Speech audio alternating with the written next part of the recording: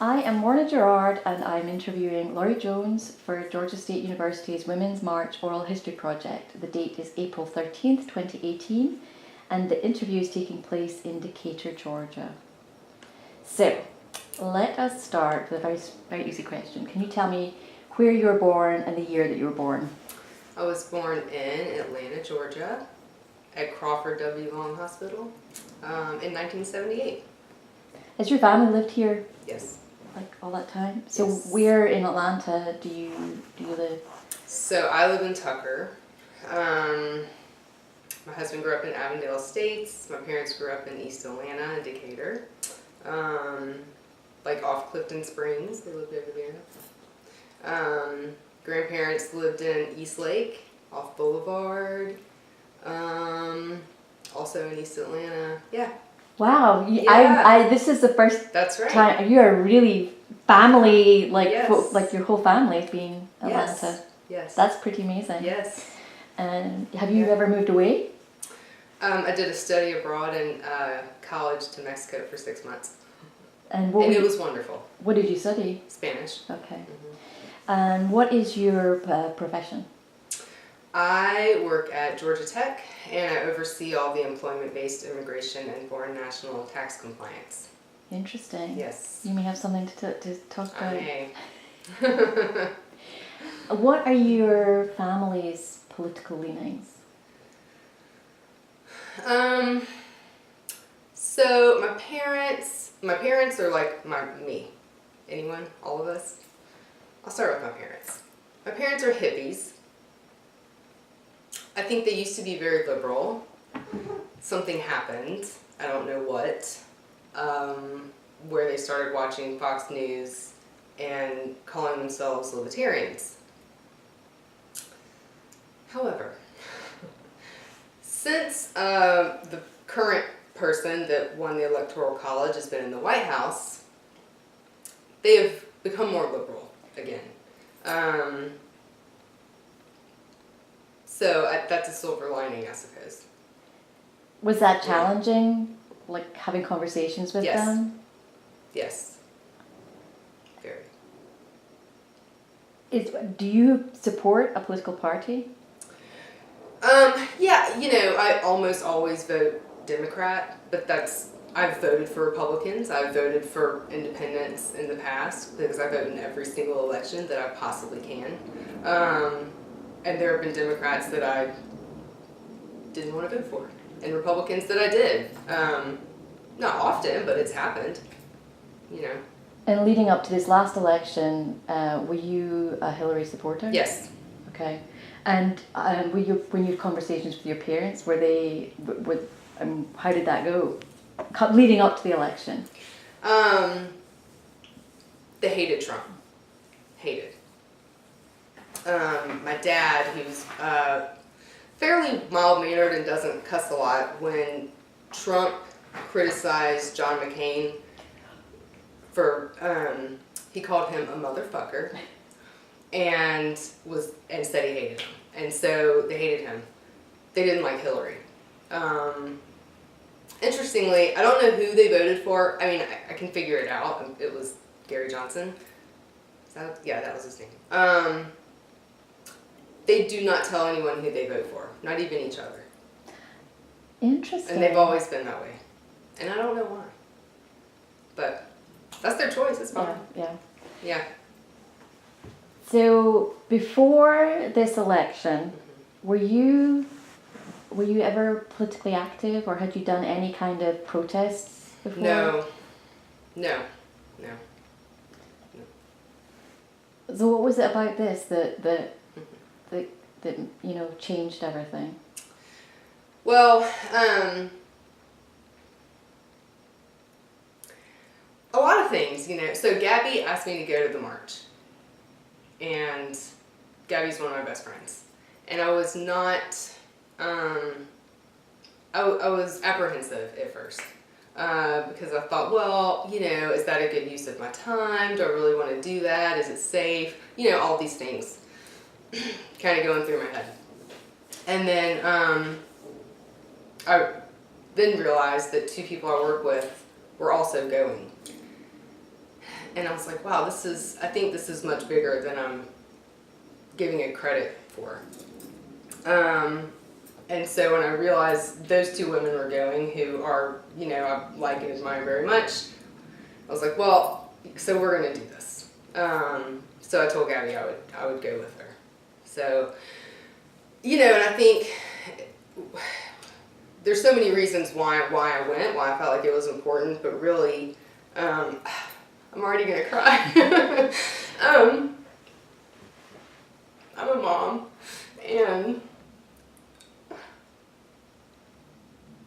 we tell our kids, don't be a bully. And not just don't be a bully, but stand up to people. We especially say that to our son a lot, not because he's our son, but because he's 12 and our daughter's 6, to stand up to people who are bullies and fight for people, even if that means like literally a physical altercation, for people that cannot stand up for themselves. So how could I not do this? How could I not go and do this, what I'm telling them to do? So That's a very good reason to go. Yeah. Before we talk about the march, I want you to, and this is probably very difficult for you to do, it's difficult for a lot of people to do, take you back to the night of the election. And because we all had very sort of like strong expectations. Yeah. Can you talk me through that, how that evening played out for you? Well, it was awful. It was really unreal. I mean, it was, my husband and I were just watching it like, this is crazy. Like, how is this happening? How is this happening? That this person could be elected who has no experience, is the definition of a scumbag. It just makes no sense. Against someone who is the most qualified candidate, oh, you didn't like her. Because she was a woman. And anyone who says she just wasn't a good candidate, it's bullshit. They may really believe that because that's what they've been trained to do, but I just don't believe it. I just think that's crazy. So the night was awful. I finally just went to bed when I realized it was done. Before all the, it was done deal, but you knew. And woke up the next day and my daughter came in while I was trying to put my makeup on, which was like, a waste of time. And said, did Hillary win? And I bust out crying and my husband's like, you just gotta calm down. And I was hysterical. And I was like, it's gonna be okay, it's gonna be okay. And she was confused because why was I so upset? I mean, but What did you tell her? I told her that, I don't remember what I said. I mean, I remember I kept telling her it was gonna be okay. But no, Hillary didn't win. And she, was confused. It must be hard as a mother who teaches your kids how bad it is to bully. Mm-hmm. To wake up. They're like the bully won. The bully won. That's a hard thing. Yeah, it's very hard. Did you try and explain that away? It's like. So it's interesting having two kids that are such a big difference in age. I didn't have to explain it to my son. He gets it. He understands that it doesn't make sense. And that it's significant that that person won and she didn't. But with my daughter, it's hard to get things through to her because she's 6, she's almost 7, but still, I mean, it's just not the same. Yeah. So how quickly then did Gabby reach out to you to say we're going to go to DC? That's a good question. I don't remember. I think it was pretty early. It was before it was obvious how huge it was going to be, which is part of the reason why I was like, oh, it's going to be like 200 people. My husband's like, go if you want to go. And I was like, stupid. Did you tell your parents that you were going? No, I think my sister realized it. She realized it, I guess, and told my mom, because that's what sisters do. And my mom asked me if I was going, and I told her yes. And she said, okay, be careful. All right. And that was it. That was it. And the reason why I didn't tell her, I didn't really tell, I mean, obviously my husband knew, my kids knew. I didn't want to have to justify it to anyone. I didn't want anyone to try to talk me out of it, because that would have just made me mad. So I was like, I don't need anyone's permission. I'm just going to go. And I did. And what was your husband's, was he supportive? Yeah, absolutely. Yeah. He's a worrier a little bit, so he was concerned that, something bad was going to happen. That's just kind of the way he is. He's concerned about things, which is great. I'm glad he is, because sometimes I'm not so concerned when perhaps I should be. Not in that instance, I don't think, but no, he was absolutely supportive. Yeah. And did you talk to your kids about what you were about to do?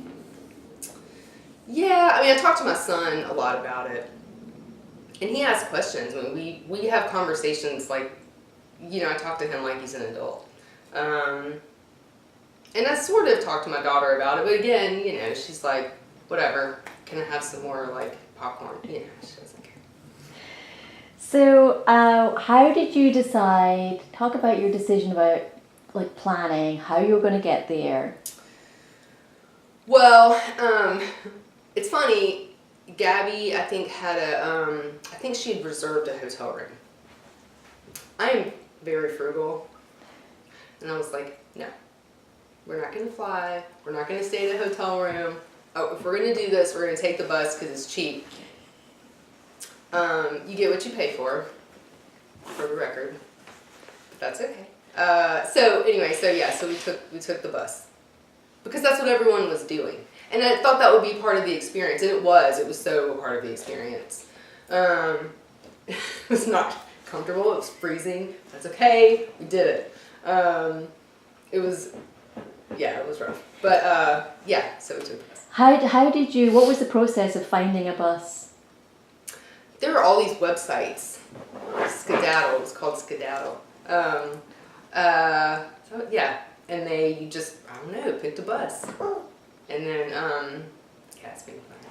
And then, got the tickets and went to the designated spot.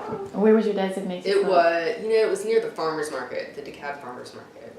Not in the parking lot, but across the street from it, sort of.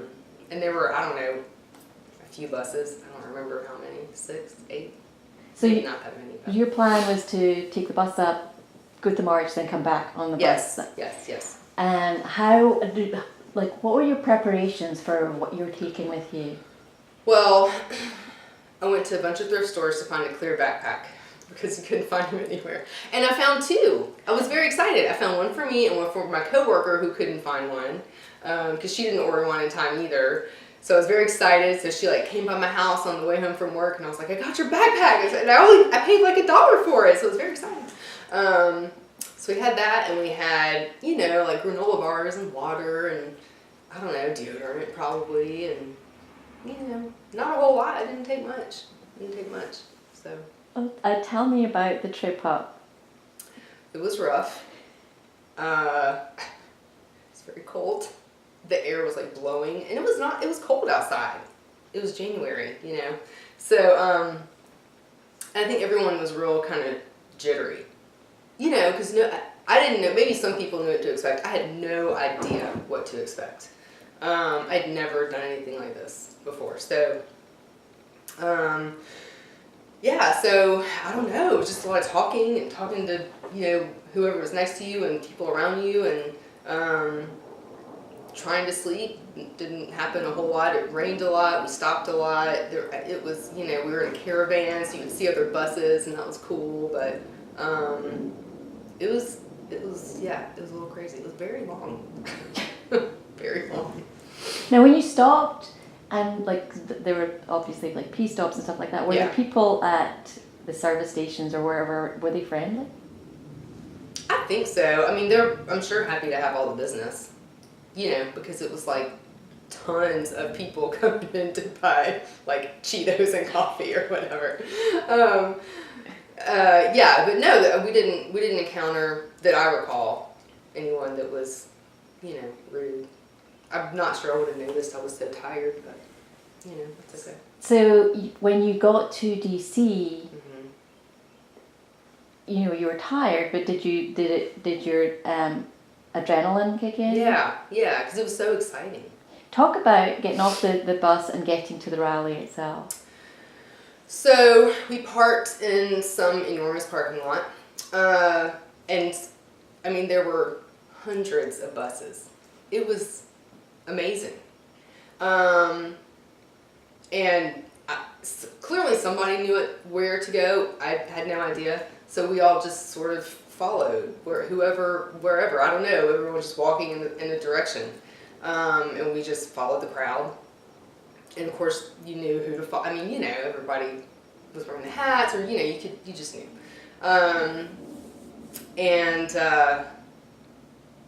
Yeah, it was crazy. As you were walking, you know, you were walking down this street, but then you would see all these other people walking down the side streets, and it's like, wow, oh my gosh, wow, there are a lot of people here, you know. And then we were, people, like, you know, if there was traffic, they would let us through, and there were people with signs already, like, very soon after we got off the bus. It was, yeah, it was cool. We just kind of walked. You talked about signs. Did you have any signs yourselves? Yeah, I didn't make a sign, but actually, I was getting off the bus. A woman that was sitting behind me was like, "Hey, do you want a sign? I have some extras." And I was like, "Sure." So she handed me one, and it said, "White silence equals violence." And I was like, "All right, here we go. That'll work," you know? Because I don't know, I'm not creative, so I don't think I would have. I didn't want to make a sign because I'm like, I have no idea what I would put. I mean, what would I even put? That actually could have been a sign. I think actually that was a sign. Like, I don't know where to start, like, you know. But anyway, but I still have it. I have my sign. It's under my bed, but I have it. Were there other signs that you liked? Oh my God, there were so many. There were so many. Just really smart signs. People are, I'm just so, like, impressed with their artistic skills and their wittiness. One of my favorite ones, there was a woman next to me at some point, and she had a big sign, and it just said, "Ugh, UGH." And she was smiling and talking to someone, and I said, "Hey, can I get a picture of your sign?" And she's like, "Yeah." And she held it, and she went, yeah, there are so many great signs. Just, you know, now, of course, there's so many, and I have, like, 3 Women's March books, and I look at them just to see the sign. I mean, I read them too, but, you know, just to see all the signs and their themes, obviously, you know, but, yeah. Now, so you walk all the way to where the rally is taking place. Can you talk about getting to the rally and, like, seeing the crowd, like the actual crowd for the first time? Yeah, well, one thing I want to talk about as we were walking there were, like, tanks and armed guards, and it was a little bit weird, you know, because you see them and you see these men and they're in, like, full, you know, military gear, and then you realize they have, like, smiles on their face, and women are, like, shaking their hands, and, like, I gave them a high five, and people were really appreciative of their presence, which was great, because, you know, you never know, right? You never know. And there was the thing with police, like, afterwards there were police and they were guiding people, and they were so nice, which, you know, for DC is not always the norm. People are not so friendly, and they were so nice, and people were thanking them, and I thanked them, and so that sort of stuck with me a little bit.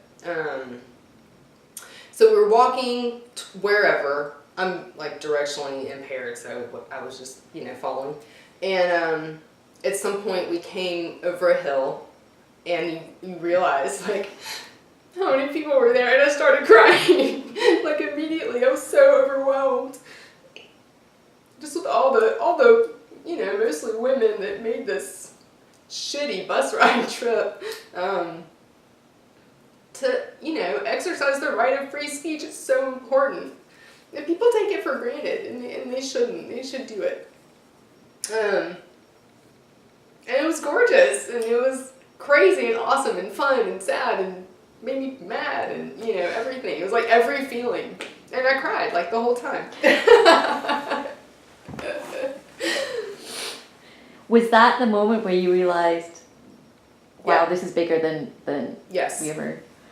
Yeah, I mean, just to see just like sea of people, and we're all there, not even for the same reason. Everyone has their own reason, I think, but we were still all there together, and it was amazing. So when you got down to the rally, Yeah. were you able to get anywhere close to the stage or hear No. any of the speeches or anything? Well, okay. So I think we were behind the Native American Museum.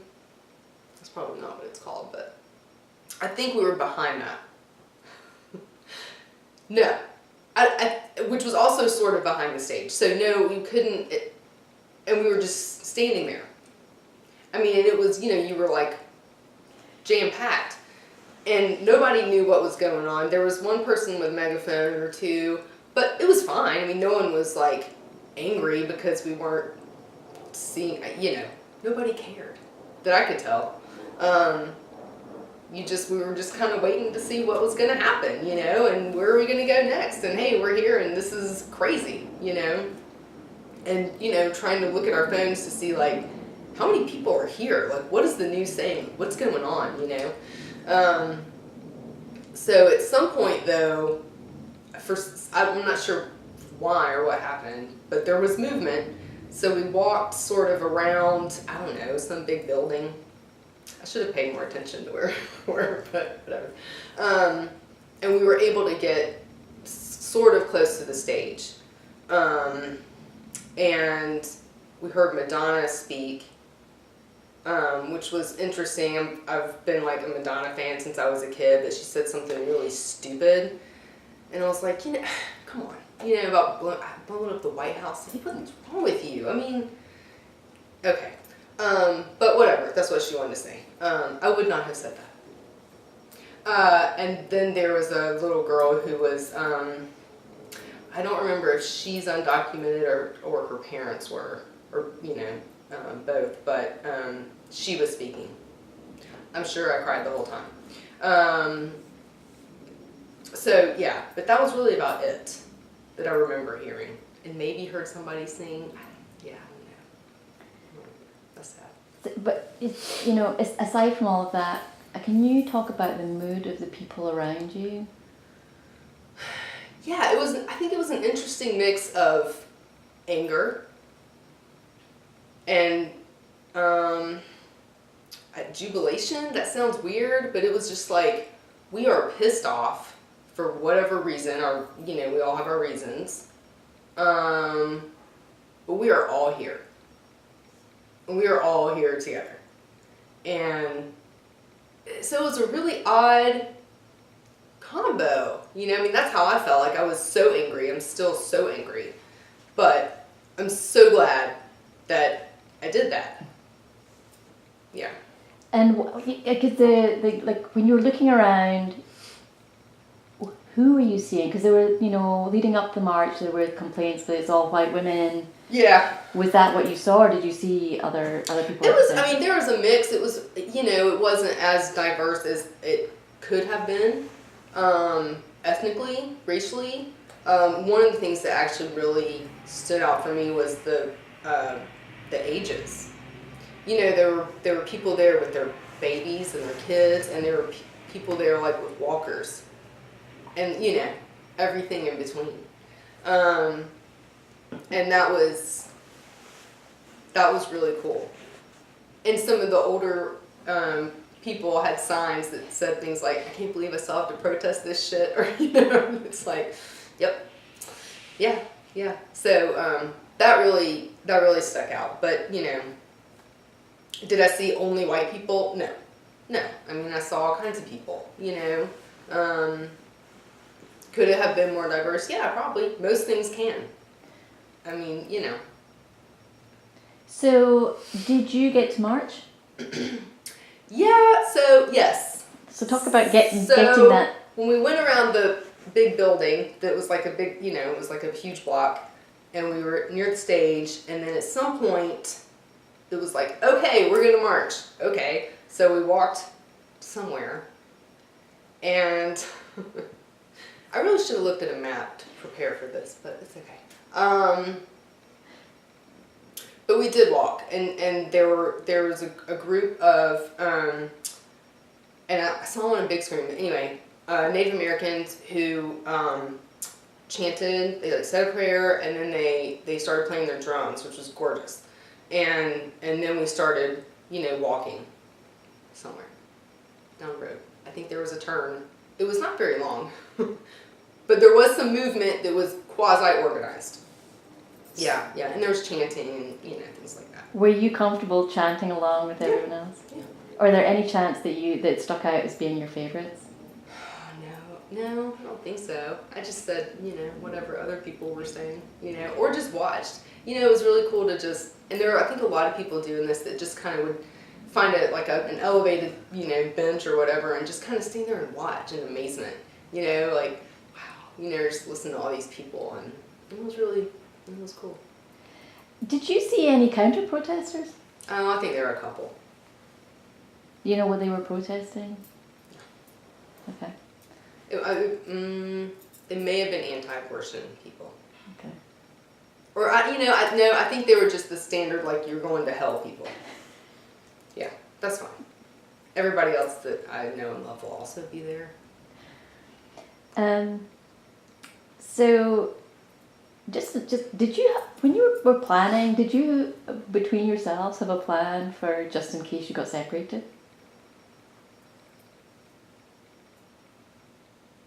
It seems like we did, but I don't remember what it is.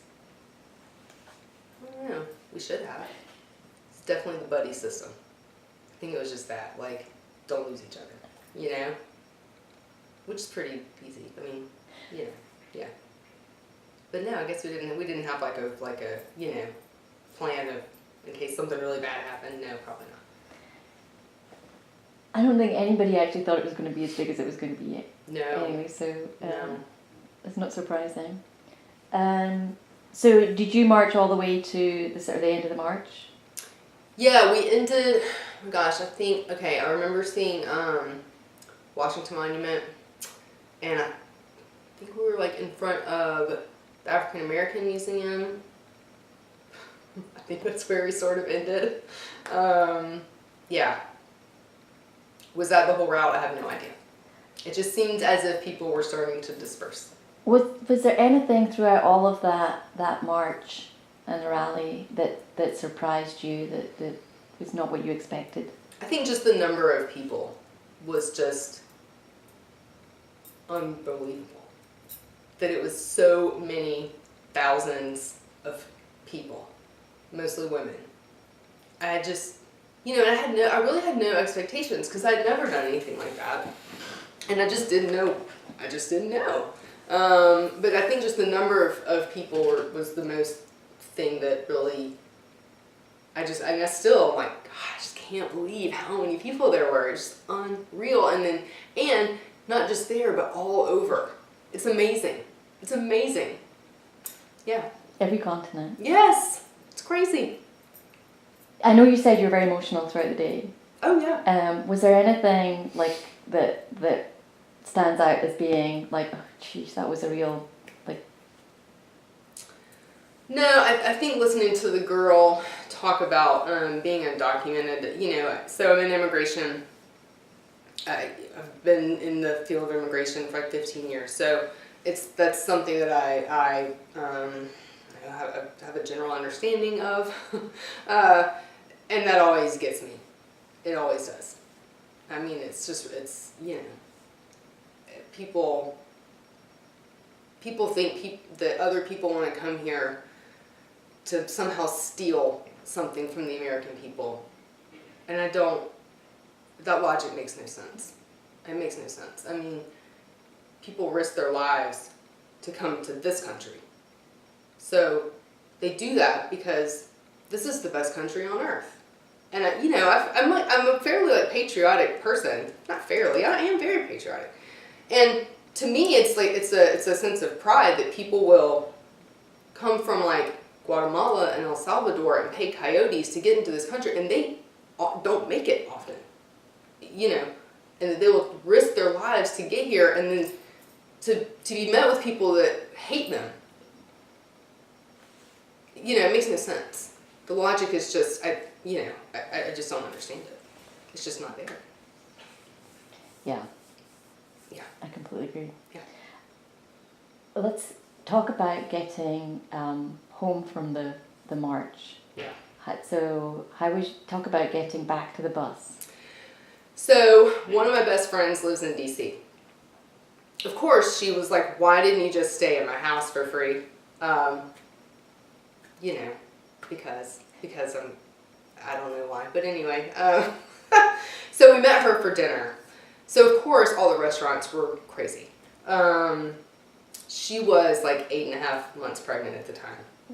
So we go to this Thai restaurant, and I think she had made reservations, and like her husband had like dropped her off. So anyway, so she's like there, she's like there, and we order our food, and it's like taking a really long time, and we're just so like, everyone was just so like your emotions are high and your adrenaline's going still, but you're exhausted and you're excited, and but we were like, we're gonna miss our bus if we don't get our food.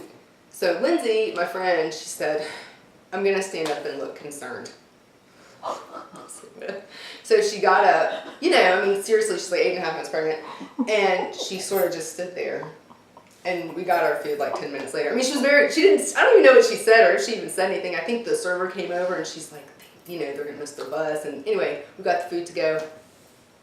And we had met this other woman, and I'm gonna forget her name, Rhonda maybe. Anyway, and so she was kind of with us. So it was me, Gabby, Lindsay, and Rhonda having dinner at this Thai restaurant, but we got it to go, and then gotten a lift after Lindsay had helped get our food by standing up and looking pregnant and concerned. And anyway, so we were going back to where the bus was, only to realize we didn't really know where the bus was, and why none of us were like paying attention when we got off the bus, I have no idea.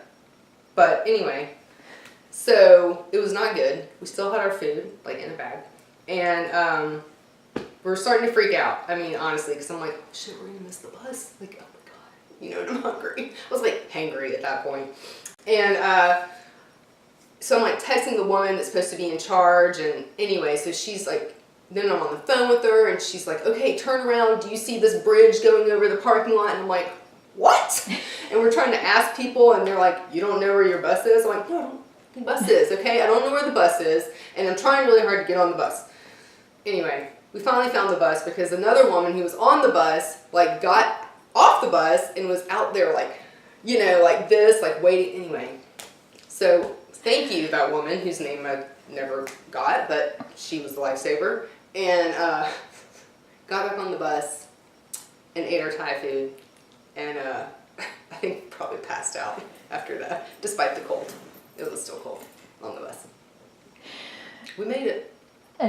Last people on the bus. I mean, they were like waiting for us, and we finally get on, and I'm like, "I'm sorry," and everyone's like, "Ah," like not super amused that we had like kept them from leaving.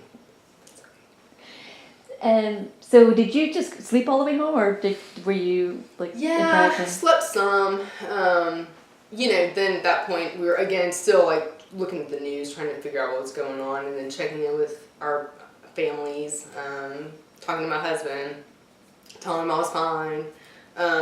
Looking on Instagram, I remember looking on Instagram and realizing that lots of people that I knew had been there, and I didn't see any of them. But that was really cool. Like, oh wow, oh you were, oh wow, oh I was there. Oh, we saw the same sign. Which was really cool. It was neat to realize that people that maybe I'd never even had any kind of political conversation with, were there, you know, and we were all kind of, all right, you know, we're doing this. We did this. So you said you were watching, like, checking media to see, like, what did you think of media coverage of the march? You know, it's hard when you're just looking on your phone. Like, Graham said, my husband said he watched it, like, on the news. But we don't have cable, so I don't know how much he was able to really see. But I don't watch the news that much. But, you know, it's not like we have CNN going on, like, 24/7 or whatever. So, I don't know how it was really covered. I mean, obviously I saw the nasty comments about, you know, just nasty comments, and that's fine. You can have nasty comments. I mean, you know, I feel sorry for you if that's all you can do. But Did your kids watch with your husband? I don't know. I'm not sure. Probably not. I mean, you know, they don't really want to watch the news. And so, the mood on the bus on the way home, was that different from the mood on the way up there? Yeah, I mean, I think it was a lot calmer. People weren't nervous. There was a real sense of, for me, and I think probably other people, like a sense of accomplishment. And people were exhausted. I mean, you know, yeah, I slept most of the way home, I think. I was still exhausted when I got home. I mean, just so tired. So, did your husband come pick you up at the bus? Yes. Okay. Yes. And I think it was just him. I can't remember now. I think it was just him. The kids must have been, they were probably at one of our mom's house. what did you do with yourself the day after the march? Let's see. I showered. I have this really great vintage Hawaiian caftan that I put on, and I drank some Crown Gingers, and I relaxed. I did. Yeah. Not a whole lot. Yeah. Now, when you went back to work the next day, Mhm. did you talk about this to any of your coworkers? Yeah. So two people in my office had also been there. And my boss, he and his wife had gone to the Atlanta March. And so, yeah, so we all talked about it. But it was also like a, you know, what do you talk about? I mean, oh my gosh, we did this, and I'm so glad, and, you know, I'm so tired. Like, you know. Did you feel, because I work in academia and you work in academia, Yeah. And the world that we work in is generally quite progressive. So did you feel very safe talking about this stuff at work, like at work, because most people around you? Yeah, like with my immediate coworkers, yeah. With other people, I did not engage in that kind of conversation, not because I didn't feel comfortable, but just because, I mean, honestly, I'm just too busy to like chit chat a whole lot. I mean, we have a lot of work to do. But yeah, I mean, but there were other coworkers and colleagues, on campus that also were there, and we talked about it, and we're also like texting during the march, you know, like, hey, I'm here, are you here? Did you get here? Did your bus break down? Were you on the bus that broke down? Like, you know, did you stop for 3 hours to get gas? Like, what happened?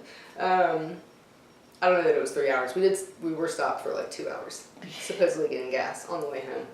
It was rough, but yeah, I mean, you know, I feel pretty comfortable. I think most people probably know where I stand politically. And not that they need to or don't need to, but, you know. Now, very, very quickly after we marched, Yeah. The Muslim ban came into play. And this must have affected you very, very deeply. Can you talk about, like how you responded to all of this? Yeah, I was, it must have been like a Saturday evening. I was reading the news and realizing, oh my God, you know, this is bad. This is really bad, and this is going to have a huge impact on the people that I work with every day. My job is to help them. And then my boss texted me as I was kind of realizing this, and he's like, I hope you're watching the news. We need to know how many people this is going to impact. So then I worked like that Saturday night and the whole next day. I think the next day was the rally at the airport. So I didn't go to that because I was at my computer running reports and getting things for our, executive leadership. What are we we need to work with Institute Communications, like what are we going to do? What is our president going to do or say, or what's going to happen? Who are these people that are impacted? And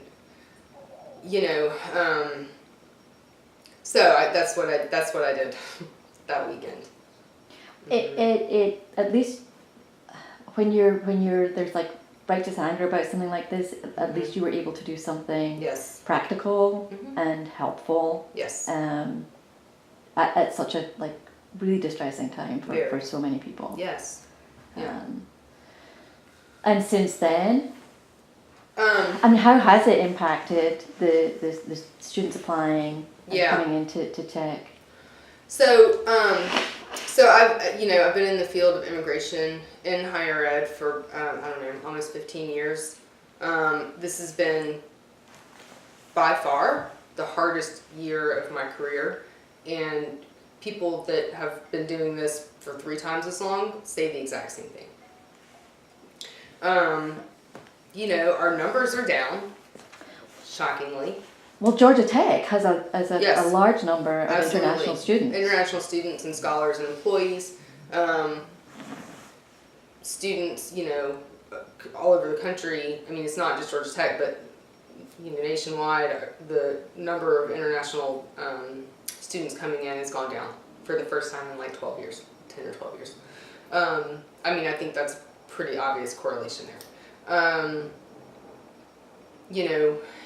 It's been really interesting. I mean, what we've really found, my coworker and I that really do the immigration stuff, is that people need a lot more attention, which is fine. I'll give them the attention if that's what they need. We have a lot of Iranians on campus that are employees and students and scholars, but I don't work so much with them. So they just want to meet with me a lot and just talk, and that's fine. I've actually been doing way more green cards as opposed to work visas. People want their green card, and not just people from Iran or the other countries that are impacted by the ban, but everyone. They all want their green card because they're really afraid that the H-1B visa, which is primarily what I do, is just going to be gone.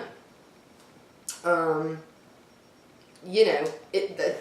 won't happen, really, but it can definitely, and it is getting much harder to file these petitions, which should be, a slam dunk. And we're getting, it's called a request for evidence, an RFE, on petitions they're just stupid. They're just stupid. Something that it's just silly. I mean, they're really making it very difficult to get these petitions approved. Yeah. Did you know anyone who went to the protest at the airport? So it's funny. I do. I do know people that went. I believe Gabby went. I also had colleagues that work with international students. One in particular who was actually coming home from a conference that was about international education. It's this huge conference. Flew home to Atlanta while the protest was going on, so she just stayed and protested and then went home. And so, I do know that I knew people went, and I'm glad they did. It's important, it's so, again, just like any opportunity that you feel, connected to for whatever reason, if you can go and speak about it, even if that speaking is a sign or chanting or yelling or whatever, or standing there silently, it doesn't matter. It's really important.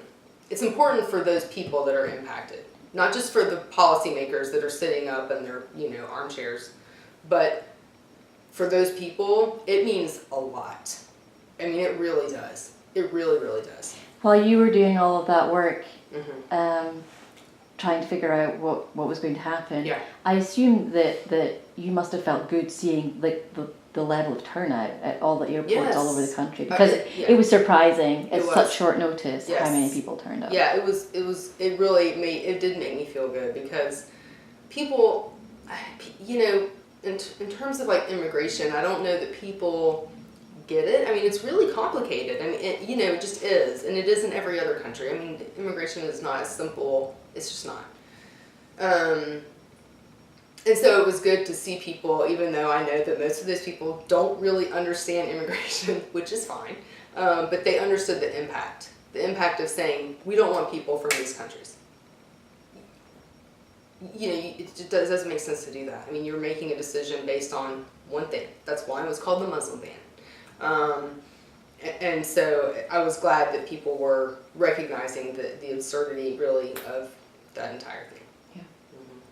What do you hope will happen with like, at some point we'll have another administration? Yes. What do you hope will happen with all of this immigration piece? Well, you know, we need some immigration reform. I mean, that's clear. Immigration reform does not need to be based on how many people to keep out. That is silly to me. So, I mean, this could be an entirely different interview. What does Lori want to see with immigration reform? But, you know, so, you know, if you speak about, like, DACA, you know, I have issues with DACA. My issues are, it only goes to people who have graduated high school, right? And so, or people that are it should be everyone, right? You know, you were brought here by your family. It does not matter. We shouldn't be placing a value on these kids, right? I mean, they have never been home. You can't send them home. So anyway, something needs to happen. Something needs to happen with those kids. And when Obama signed that order to create DACA, I was not happy about it because it was not permanent. And I knew that someone could just change it, just like he implemented it. I mean, I'm glad that they were able to get work authorization, but it was not good enough. So, you know, that's one minor thing. And then with green cards, you know, you have people from certain countries, it takes them like 15 years to get their green card. No. Why? Because, oh, you know why? I'm not going to go into too much detail. Well, because there are these stupid quotas where, you know, they're trying to make it diverse, which it doesn't. Anyway, so only a certain percentage of green cards issued every fiscal year can be to a certain country. So anyway, so you get these crazy backlogs. So employment-based green cards, if you're from India or China, it's going to take you forever. If it's a family-based green card and you're from like Mexico, it's going to take you forever. Or the Philippines, I think, is another one. You know, it's going to take you forever. Well, it's silly. You know, I mean, why are we keeping all these people in limbo? It's just. So anyway, these things need to change. Yeah.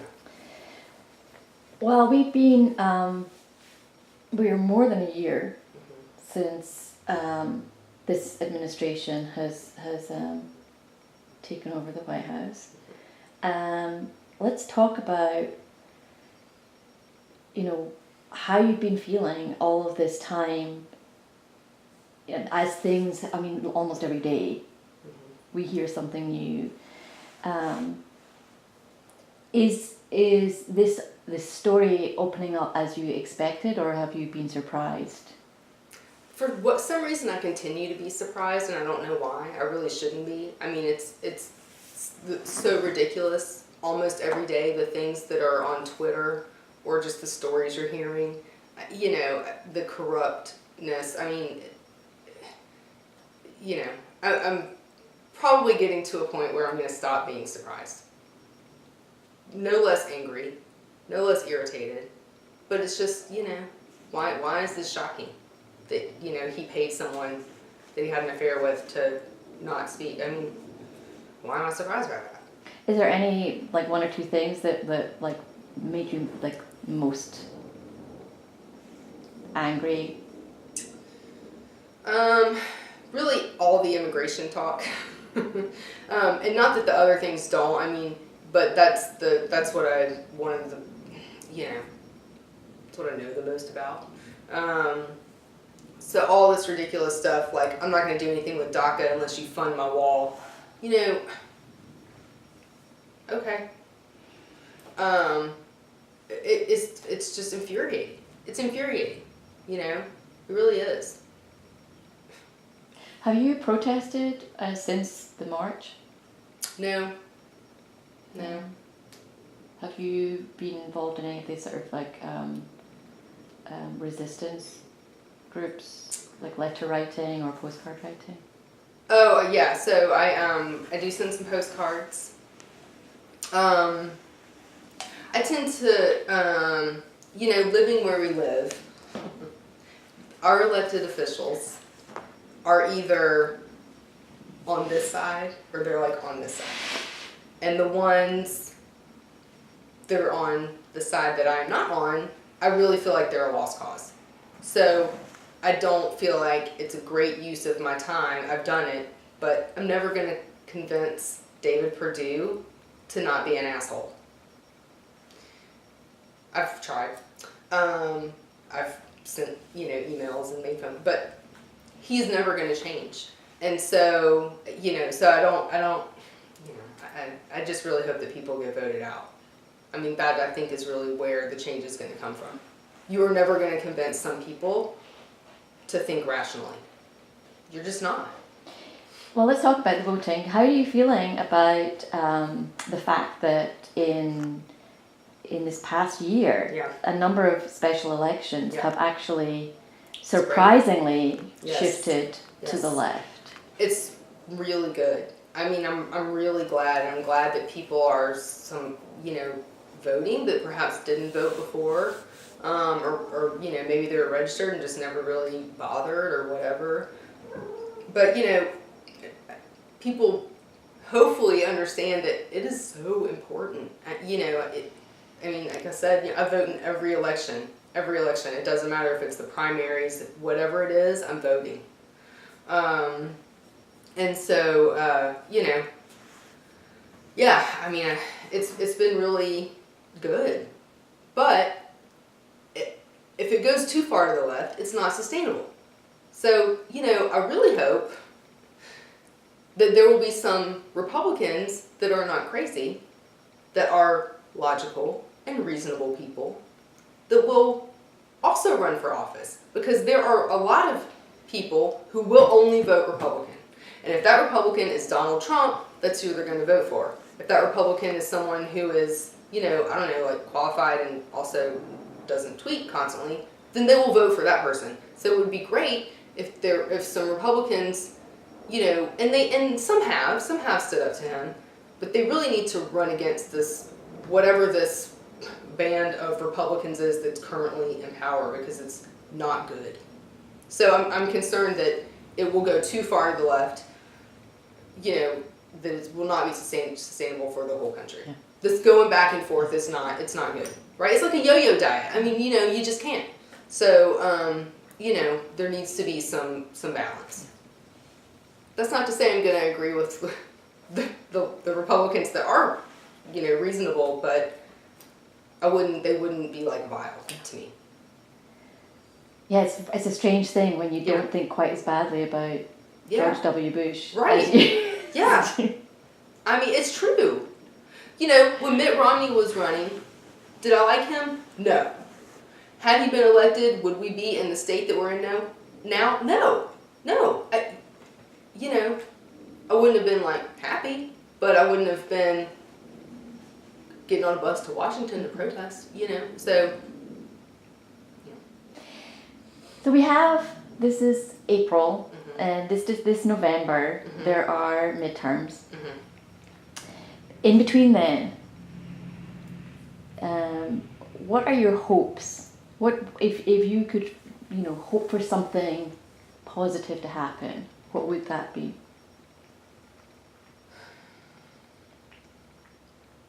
I just really think it's important for people to continue to be active, continue to vote. I don't think anything positive is going to happen with this administration. You know, and I joke with my mom sometimes that it would be so awful, not awful, if Trump was no longer in that seat, like before his term ends. And then she reminds me that Mike Pence supports conversion therapy for gay people, and it's like, oh, that's right, that's right. So I have zero hopes that anything positive will happen with those people. I just don't. If it does, then okay, but I just don't think it will.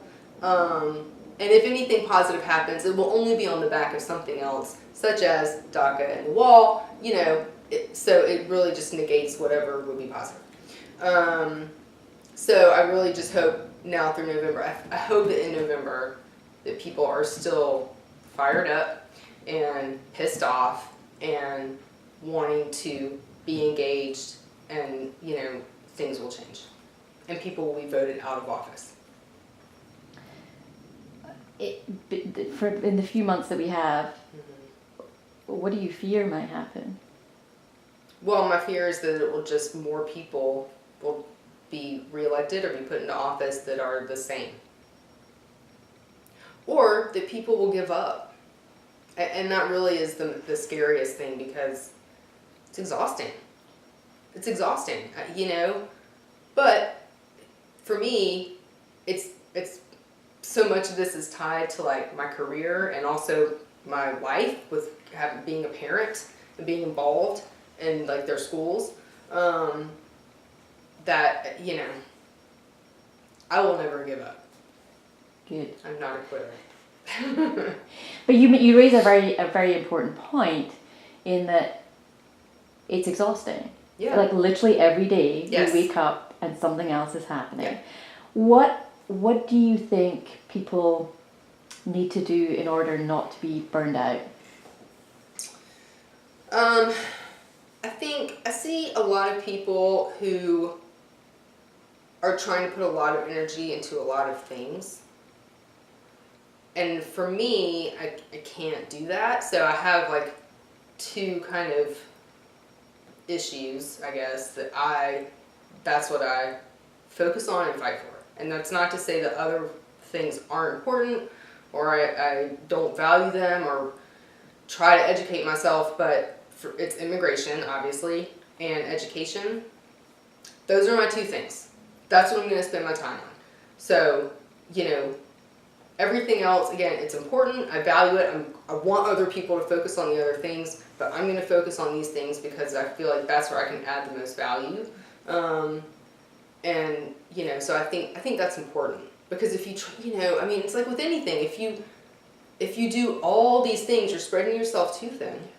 And you're not going to maybe do a great job at any of those things. So if you can really just hone in on one or two things that you feel passionate about, and that maybe even you have some knowledge to bring and some value to add, that you can somehow affect change in those topics or those arenas.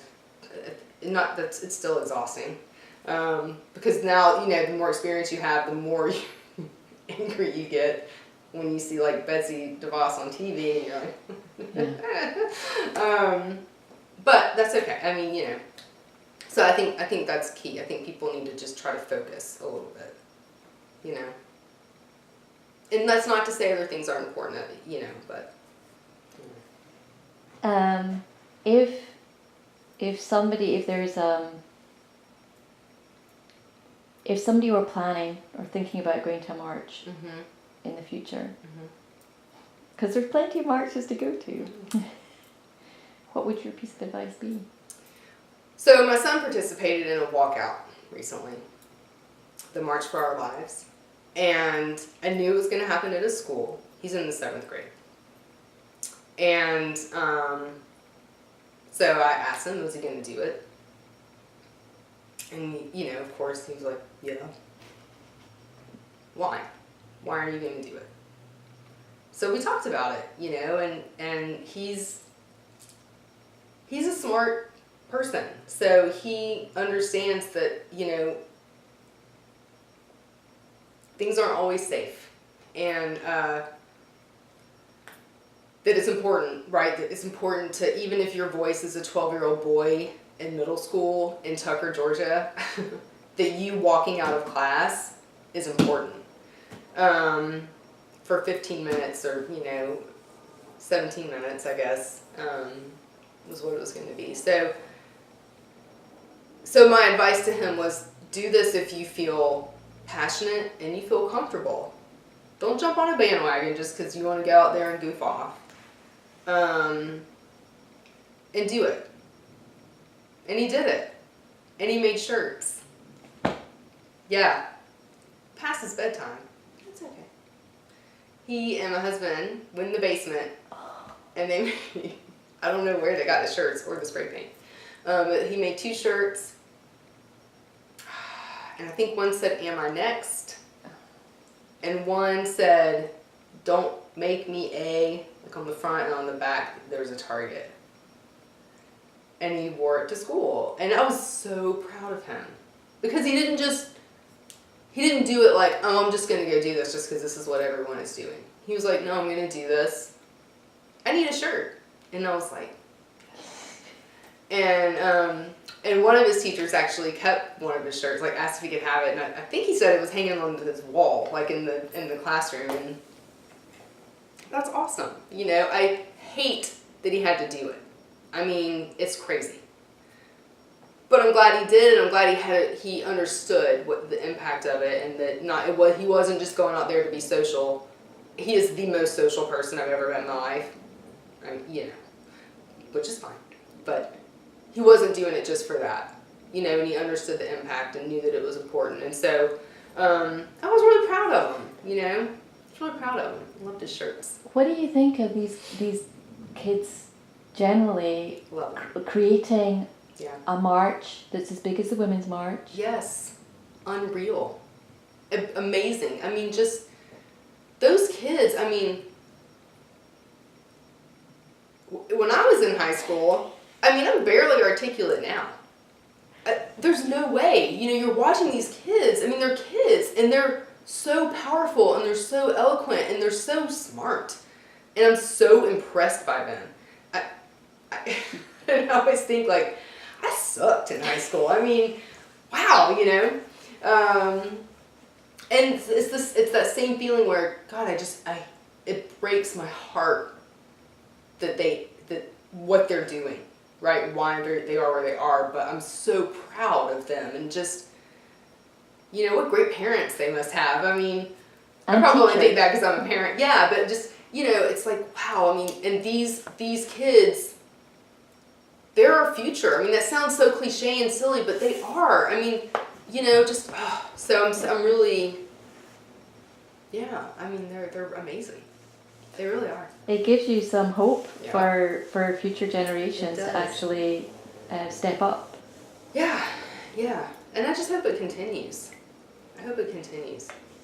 I hate that we are where we are, but I think there are so many other movements, all the Black Lives Matter and the Time's Up and all these things, and it's frustrating that we have to do it, but we're doing it. Do you think that the Women's March was looking over the last year or so since it was like a success in that it wasn't just like a moment but started other things? Yeah, I think so. I think the vastness of it really catapulted everything else, and I was a part of that. I feel good about it.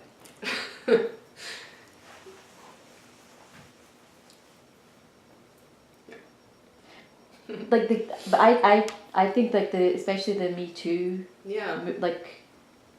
Yeah, there's been like a seismic shift. There really has, and so many people now have been accused and are we're looking at things differently, and it's unreal how widespread it is. It's like, what? It's really, so I'm glad, I'm glad all these women are coming forward. I hate it for them. It's this weird mixed feeling, but these men that think that it's okay, and women that think it's okay, or just don't see a well, she, her skirt was short. So what?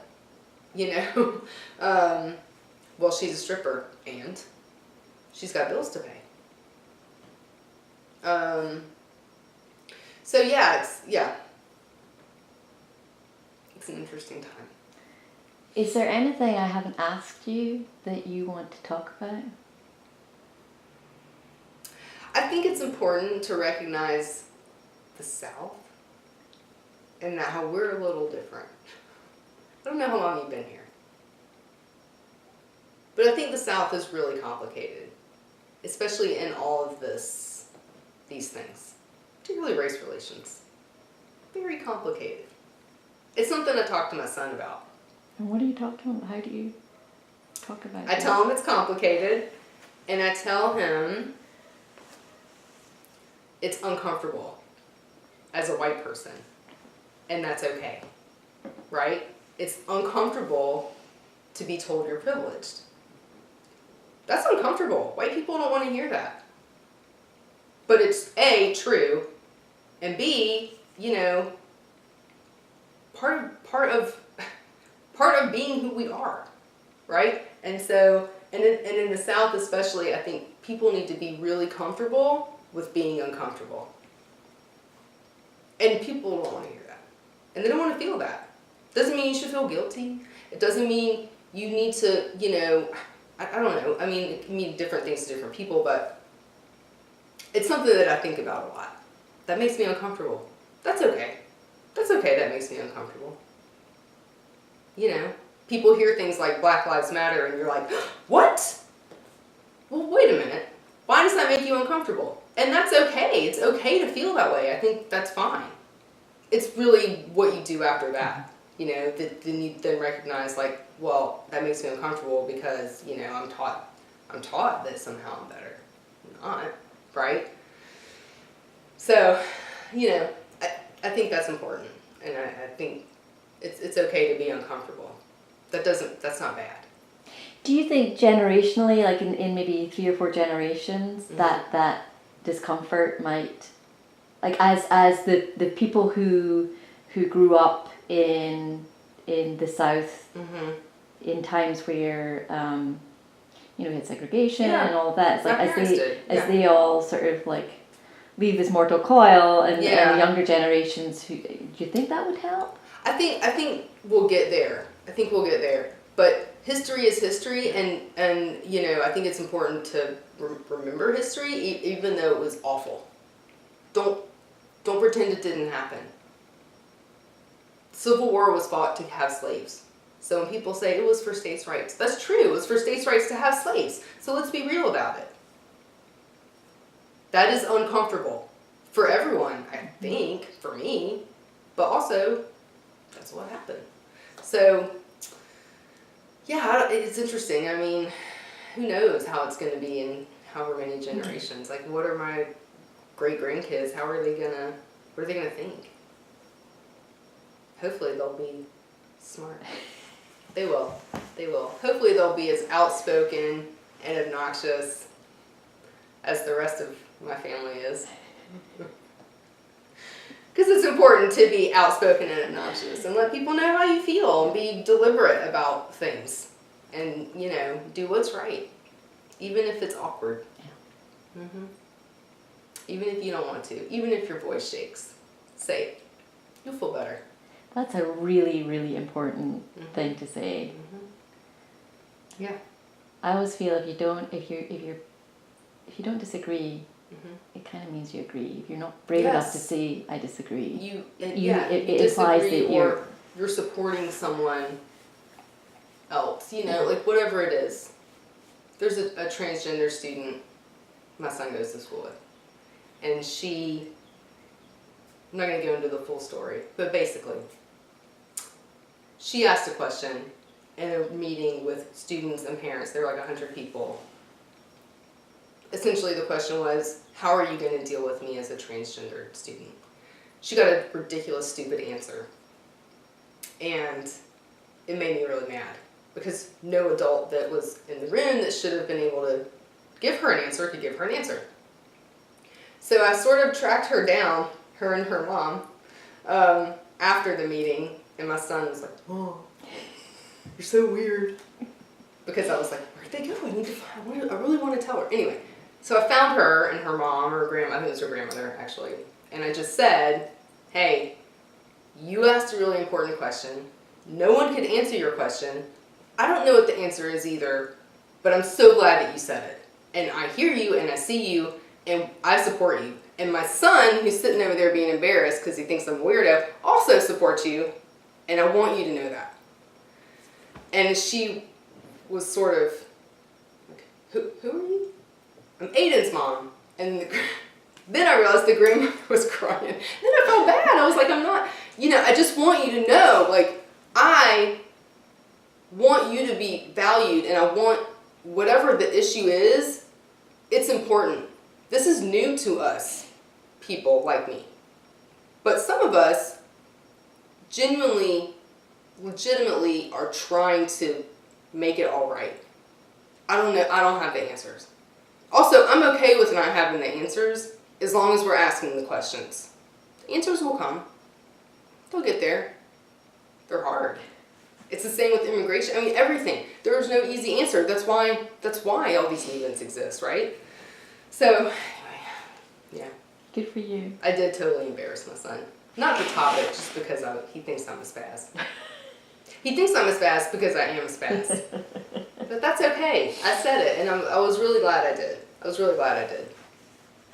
I like you say, even if your voice wavers. Yeah. It happens. It's Just say it. yeah, good for you. Woman up.